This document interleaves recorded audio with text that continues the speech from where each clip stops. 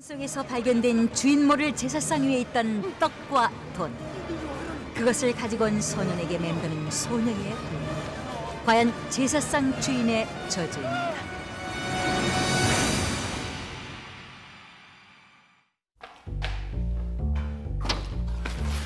이 얘기는 부산광역시 북구에 사시는 박준혁 씨가 보내주신 소재를 재구성한 드라마입니다.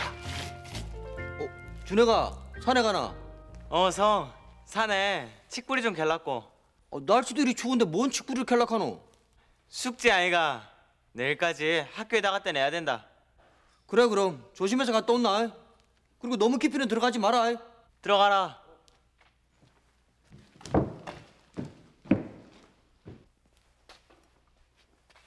민식이성, 이따 밤에 김치 좀 갖다 둬. 그래. 당시에 저는 원해고등학교를 다니고 있었습니다. 그때에 그날따라 학교에 숙제 과제가 뭐였었는가 하면은 칡을 캐서 학교에 제출하는 것이었습니다. 저희 집 뒤가 마침 동네 금정산성이었습니다. 그래서 금정산성을 제가 찾게 됐어요. 집 바로 뒤에 있던 금정산성은 숙제로 낼 약초를 캐느라 준혁이 거의 매일 오르던 곳이었다. 그런데 그날은 웬일인지 평소보다 더 깊이 산속으로 들어와서야 숙제로 낼 칡뿌리를 캘 수 있었다.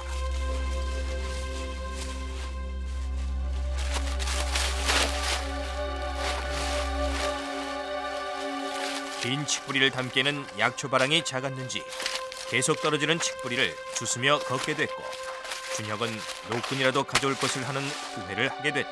아휴, 와 자꾸 떨어지노? 소황당 앞을 지날 때 또 칡뿌리가 떨어졌던 것이다. 그런데 가만히 있어봐라. 내가 점심을 언제 먹었더라? 에이, 요즘 세상에 산신이 어딨겠노? 영산이라는 소문 때문에 금정산성에는 사람들이 제사를 모시는 성황당이 있었고, 준혁은 그곳의 제사 음식을 먹으면 산신이 노한다는 얘기를 들었지만 그날은 배가 고픈 채에 그 음식에 손이 갔던 것이다. 그날은 제사 음식뿐 아니라 500원짜리 지폐가 나무에 주렁주렁 매달려 있었고, 견물생심이라 준혁은 그 돈에도 손을 대게 됐다. 그리고 돈을 매달았던 나일론 줄은 계속 땅바닥에 떨어지며 말썽을 부렸던 칡뿌리를 묶는 데 썼다. 산신님, 이 가난한 고학생 불쌍히 여기시고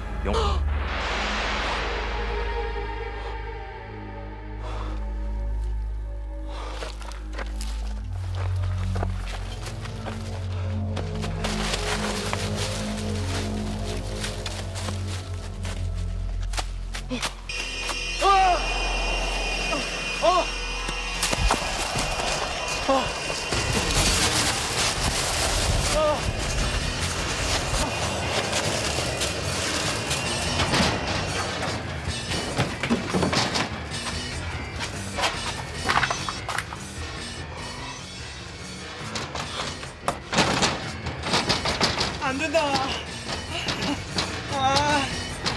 준혁아.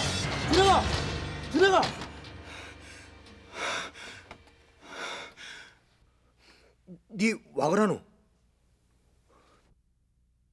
분명 산신이 노하신 깁니다. 어메가 제사 음식에 절대로 손대지 말라 했는데. 말도 안 되는 소리 하지 마라. 할아버지 산신은 들어봤어도 을라 산신은 처음 들어봤대. 달나라 가는 세상에 그런 건 다 미신이 돼. 어디 갈락하노? 어디는 어디 가겠노? 우리 집에 가자. 성, 오늘 나랑 같이 자면 안 됩니까? 참 사내 자식이 그리 간이 콩알만 해가지고 어디 쓰겠노? 좀에 기다리고 있어봐라. 내 집 문 좀 잠그고 올게. 산에서 내려오면서 음식을 먹었던 탓인지 굉장히 나에게는 참 섬찟한 그런 형상의 어떤 얼굴들이 나타났었고, 돈도 이렇게 가져오고 어떤 자격지심인가는 몰라도 굉장히 내 나름대로 무서워가지고 혼자 어떻게 잘 수가 없어가지고 옆 동네에 잘 친한 민식이 형이라는 형이 있었어요. 그 형하고 나와 같이 잠을 자게 되었습니다. 잠을 잘 때는 그렇게 좀 무섭고 하는 그런 게 없이 막 무사히 잠을 자게 됐죠. 고등학교를 오면서 타지에서 혼자 유학 생활하던 준혁은 다음 날 밤엔 어제 섬찟한 기억을 잊고 혼자 있게 됐다.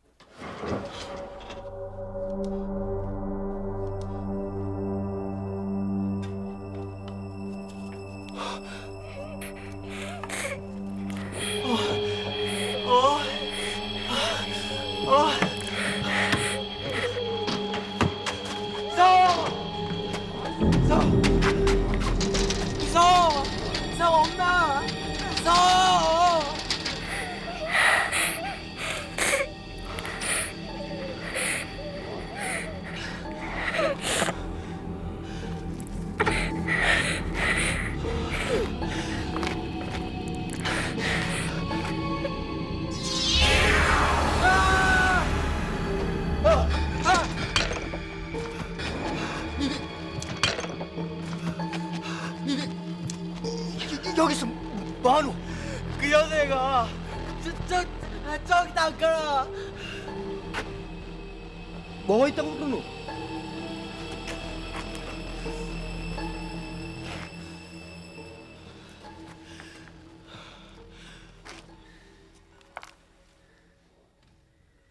야, 자식 때문에 감기약 다 버렸네. 어제 잠자리를 바꿔놔서 그런지 감기가 들어 죽을 지경이구만.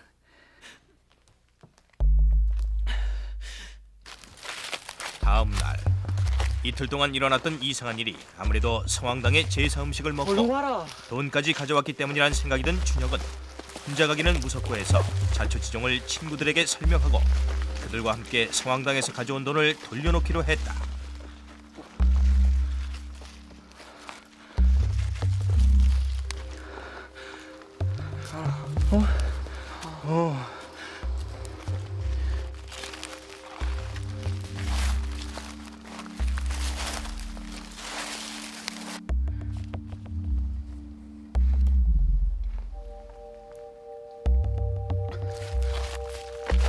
야, 와.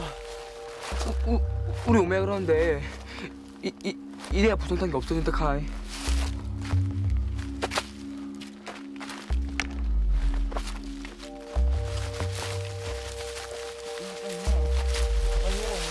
내 자신이 이제 이 돈을 내 어린 나이에 그 돈을 쓰지도 못했었고 그래서 이제 그 돈을 이제 갖다 놓으면 이상이 없겠구나 이래 싶어가지고 결국 그 돈을 갖다가 다시금 이제 제가 갖다 놓게 되었죠.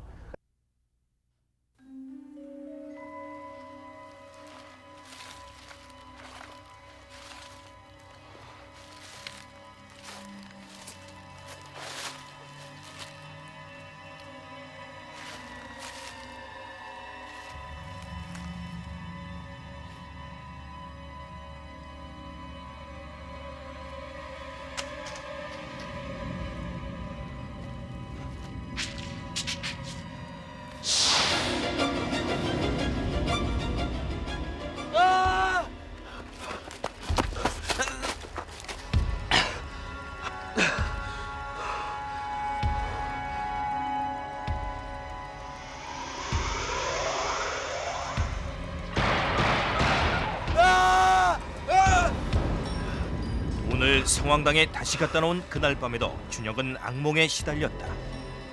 그리고 문득 그에겐 한 가지 생각이 떠올랐다. 바로 꿈에서 자신의 목에 걸렸던 나일론 줄. 그 줄은 성황당에서 돈을 매달아 놓았던, 그러니까 자신이 칡뿌리를 묶어서 돈과 함께 가져온 그 줄과 똑같았다는.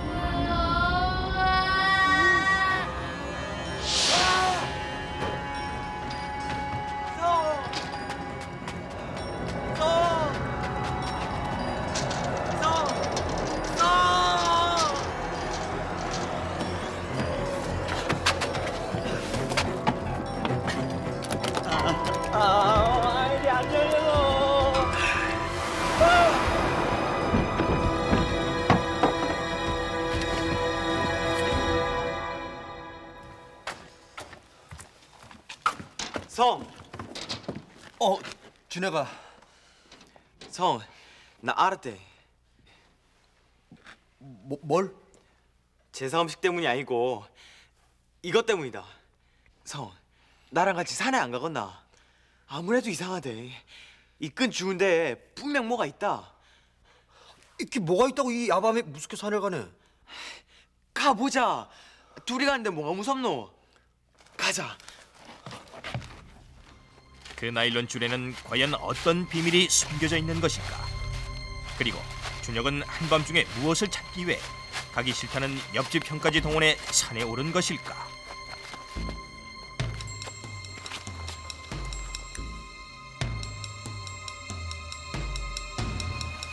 이쯤 어디였는데?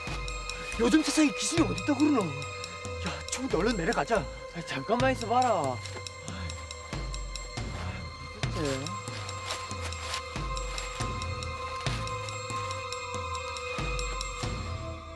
성! 이리 와봐라. 여기 뭐 있다. 성! 이것 봐라. 여자의 신발이래. 아무래도 이 근처가 틀림없다. 야야, 무섭다. 얼른 내려가자. 잠깐만.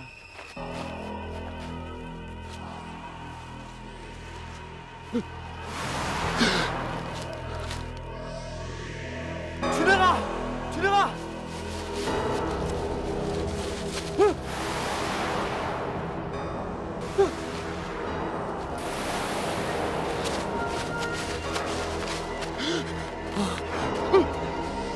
이리 와 그래.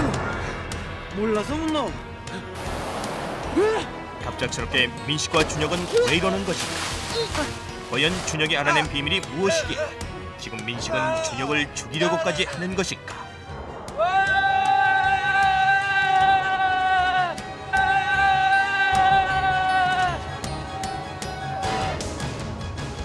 미리 잠복해 있던 친구들의 도움으로 결국 준혁은 무사할 수 있었다. 그렇다면 왜 준혁은 친구들까지 동원해 민식을 잡으려고 한 것일까? 그는 경찰에 신고하기 전에 민식이 형에게서 직접 확인하고 싶었던 것이 있었던 것이다. 민식의 비밀. 그 얘기는 일주일 전으로 거슬러 올라간다. 학력이 중학교 중퇴면 좀 어려운데. 죄송합니다. 저희는 경험자를 구해서.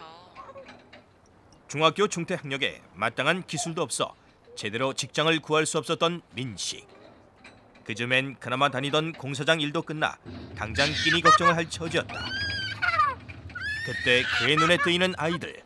좋은 입성에 꽤 있는 집 아이들 같았다. 부모 잘 만나 벌써부터 남부럽지 않게 자라는 아이들. 민식은 세상에 대한 분노를 그 아이들을 향해 터뜨렸다.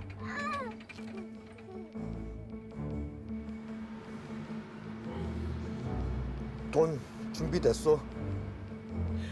그런 큰 돈을 어째 구하겠습니까? 아들 옷은 제가 밭을 보러 나가는 집에서 헌옷 얻어 입힌 겁니다. 그나 3살 때 아들 아버지 죽고 내 혼자 키웠습니다. 제발 불쌍한 우리 아들 좀 살려주소.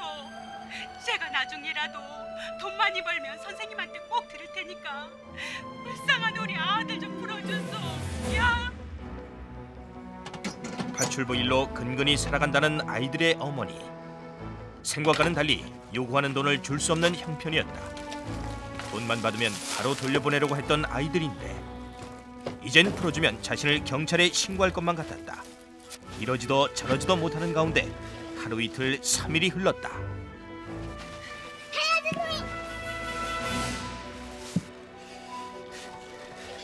성! 안에 있나? 김치 좀 둬. 민식이 성! 이 성이 어디 갔노? 민식이 성!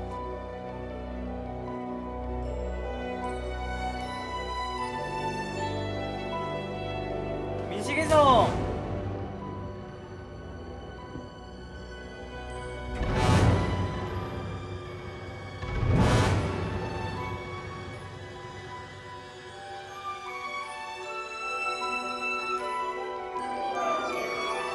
옆집 사는 준혁이가 갑자기 찾아오는 바람에 혹여 들킬까 당황해 자신도 모르는 사이에 아이를 해치게 된 민식.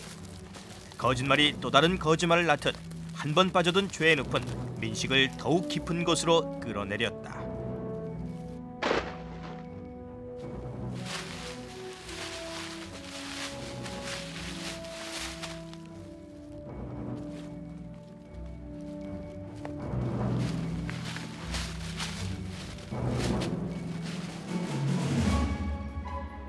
그리고 다음 날 성황당에 제사를 지내러 온 사람이 우연히 떨어져 있는 나일론 줄을 주웠고 거기에 돈을 매달아 놓은 것이다.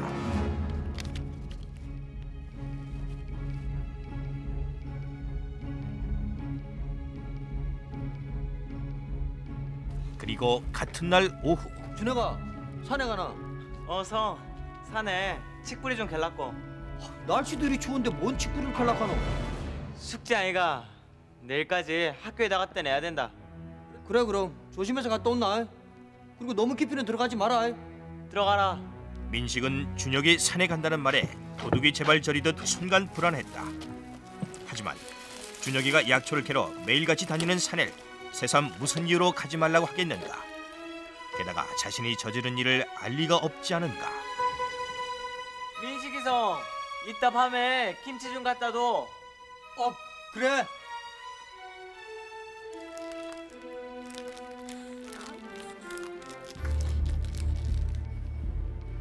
니도 누나처럼 집에 가고 싶지?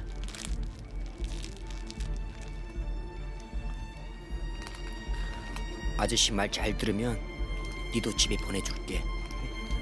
알았지? 그리고 그날 밤 오늘 나랑 같이 자면 안 됩니까? 참 사내 자식이 간이 그리 콩알 많아가지고 어디 쏘겠노? 좀에 기다리고 있어봐라. 내 집 문 좀 잠그고 올게. 산에 갔다 온 준혁이 소녀의 혼령을 보았다고 했고 민심은 내심 불안한 생각이 들어 준혁의 집에서 함께 잠을 잤다. 그리고 그 다음 날 누나 없이 혼자 남은 아이가 열이 나며 아프기 시작했고 민식은 약을 사기 위해 밖으로 나갔다. 그런데 그 사이 소녀의 혼령을 보았노라며 준혁이 아이를 숨겨둔 창고 쪽에서 뛰쳐나온 것이었다. 야, 자식 때문에 감기약 다 버렸네. 어제 잠자리를 바꿔놔서 그런지 감기가 들어 죽을 지경구만.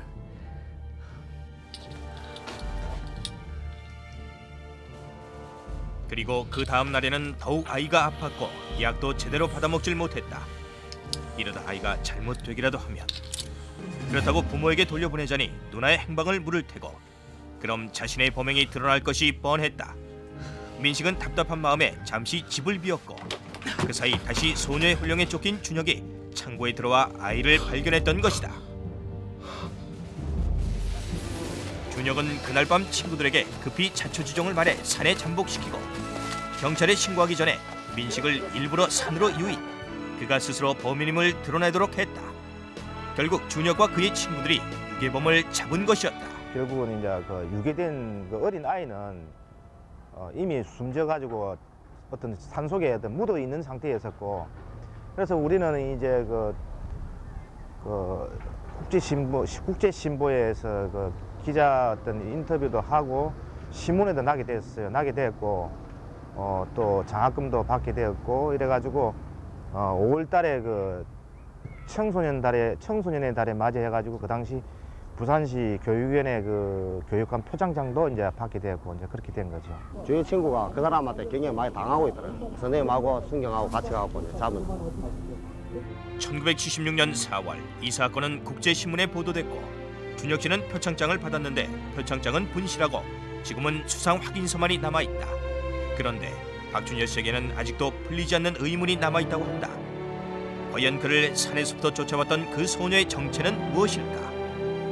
혹시 동생이 아직 잡혀있다는 메시지를 준혁에게 전하고 싶었던 누나의 혼령은 아니었을까?